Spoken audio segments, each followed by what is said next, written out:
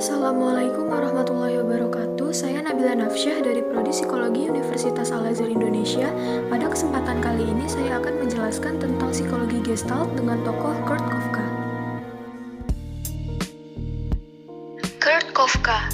Kurt Koffka lahir di Berlin pada 18 Maret 1886 dan meninggal pada 22 November 1941. Ia adalah seorang psikolog dan profesor Jerman. Ia dilahirkan dan dididik di Berlin. Bersama Max Wertheimer dan Wolfgang Kohler, mereka mendirikan psikologi Gestalt. Pada awalnya, ia belajar filsafat di Edinburgh. Dari Berlin, ia pergi ke Frankfurt dan di sanalah ia bekerja sebagai asisten di laboratorium Johannes von Christ dan pada awal 1910 sebagai asisten di Oswald Kulpedi di Würzburg. Ia dan Kohler bekerja bersama dengan Wertheimer selama 3 semester. Di sana, ia mulai menulis, yang kemudian menjadi sangat berpengaruh dalam mempopulerkan psikologi Gestalt. Ia merupakan penulis terkenal dari kelompok Berlin. Koffka menghabiskan banyak waktunya untuk memberi kuliah di Amerika sebelum akhirnya berpindah secara permanen pada tahun 1927. Ia mengajar di Smith College dan ia terus menulis. Salah satu buku kreatifnya adalah Grown of the Mind, sebuah buku yang sangat relevan dengan prinsip-prinsip Gestalt.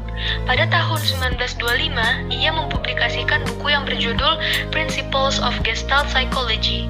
Ia adalah orang pertama yang menulis artikel dalam bahasa Inggris mengenai psikologi Gestalt. Artikelnya itu dipublikasikan di Psychological Bulletin pada tahun 1922. Sumbangan Koffka kepada psikologi adalah penyajian yang sistematis dan pengalaman dari prinsip-prinsip Gestalt dalam rangkaian gejala psikologi, mulai dari persepsi, belajar, mengingat, sampai kepada psikologi belajar dan psikologi sosial.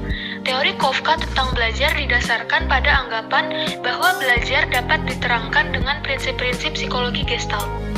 Teori Koffka tentang belajar antara lain, yang pertama, jejak ingatan adalah suatu pengalaman yang membekas di otak. Jejak-jejak ingatan ini diorganisasikan secara sistematis mengikuti prinsip-prinsip Gestalt dan akan muncul kembali kalau kita mempersepsikan sesuatu yang serupa dengan jejak-jejak ingatan tadi. Yang kedua, perjalanan waktu berpengaruh terhadap jejak ingatan. Perjalanan waktu itu tidak dapat melemahkan, melainkan menyebabkan terjadinya perubahan jejak. Karena jejak tersebut cenderung diperhalus dan disempurnakan untuk mendapat Gestalt yang lebih baik dalam ingatan. Yang ketiga, latihan yang terus-menerus akan memperkuat jejak ingatan. Koffka percaya bahwa sebagian besar pembelajaran adalah pembelajaran sensori motor, yang merupakan jenis pembelajaran yang terjadi setelah suatu konsekuensi. Misalnya, seorang anak yang menyentuh kompor panas akan belajar untuk tidak menyentuhnya lagi. Koffka juga percaya bahwa banyak pembelajaran terjadi dengan meniru, meskipun ia berpendapat bahwa tidak perlu memahami cara kerja imitasi, tetapi lebih kepada mengakui bahwa itu adalah kejadian yang wajar. Menurut Koffka, jenis pembelajaran tertinggi adalah pembelajaran ideasional, yaitu menggunakan bahasa. Koffka mencatat bahwa masa krusial dalam perkembangan anak adalah ketika mereka memahami bahwa benda memiliki nama. Sekian dari saya. Assalamualaikum warahmatullahi wabarakatuh.